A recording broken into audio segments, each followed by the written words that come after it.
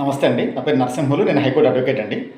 నేను ఈరోజు మీకు తెలియజేయబోయే చిన్న విషయం ఏంటంటే, చెక్ బౌన్స్ కేసులలో సివిల్ కోర్టులో లాగా ఈపీ పిటిషన్ మూవ్ చేయొచ్చా? కన్సర్న్ సివిల్ కోర్టులో ఈపీ పిటిషన్ మూవ్ చేయొచ్చా? అంటే చెక్ బౌన్స్ కేసులో గెలిచిన తర్వాత సివిల్ కోర్టు జడ్జిమెంట్ ఏదైతే ఉంటుందో అదే విధంగా ఈపీ పిటిషన్ మూవ్ చేసి సివిల్ కోర్టులో ఎగ్జిక్యూట్ చేసి మనీ రికవరీ చేసుకోవచ్చా అన్నది చాలా డౌట్ఫుల్ ఇష్యూ. అది దానికి సంబంధించి issue recent judgement honourable high court of Andhra Pradesh, మన హైకోర్ట్ ఆఫ్ ఆంధ్రప్రదేశ్ ఇచ్చిన జడ్జిమెంట్ ఏంటంటే, అది డిక్రీ లాగా ఎన్ఫోర్స్ చేసుకోవచ్చు.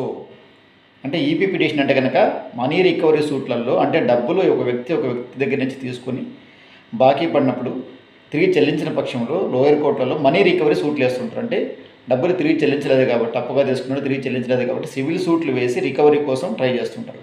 అదేవిధంగా దీంట్లో కూడా అంటే ఈ 138 NI యాక్ట్ అంటే చెక్ బౌన్స్ కేసుల్లో కూడా మనీ రికవరీ సూట్లో ఏ విధంగా అయితే ఈపీ వేసుకొని అతని యొక్క ఆస్తులను జప్తు చేసి డబ్బులను ఎలా అయితే కనుక రికవరీ చేస్తారో, అదేవిధంగా ఈ 138 NI యాక్ట్ అంటే చెక్ బౌన్స్ కేసుల్లో కూడా తీర్పు వచ్చిన తర్వాత ఈపీ పిటిషన్ మూవ్ చేసుకొని లోయర్ కోర్టులో ఈపీ ప్రొసీడింగ్స్ నడిపించి అతనికి రావాల్సిన డబ్బుల కోసము ఆస్తిని జప్తు చేయడం కానీ ఇంకోటి కానీ ప్రొసీజర్లు ఏదైతే ఉన్నదో దాని ప్రకారం ముందుకెళ్ళి ఈపీ పిటిషన్ ఫైల్ చేసుకోవచ్చు అని చెప్పి క్లారిఫికేషన్ ఇస్తూ రూలింగ్ ఇస్తూ తీర్పు ఇచ్చున్నారు.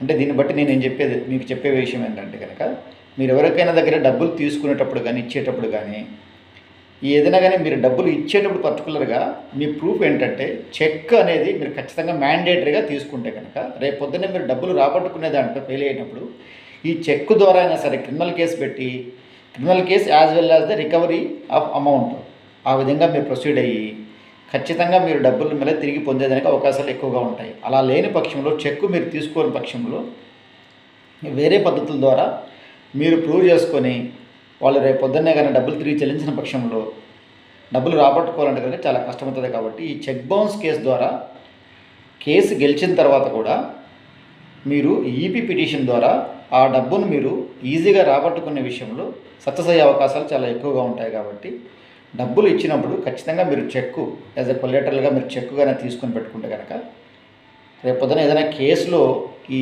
138 NI యాక్ట్ కేసు వేసి మీరు గెలిచి చెక్ బౌన్స్కి వస్తే అయిన తర్వాత మీరు ఈపీ పిటిషన్ మూవ్ చేసి ఆ డబ్బులు మీరు పొందేదానికి కొద్దిగా ఈజీగా ఉంటుందని చెప్పి ఇటువంటి తీర్పులు ఉన్నాయని చెప్పి మీకు తెలియజేస్తున్నాను. నమస్తే అండి.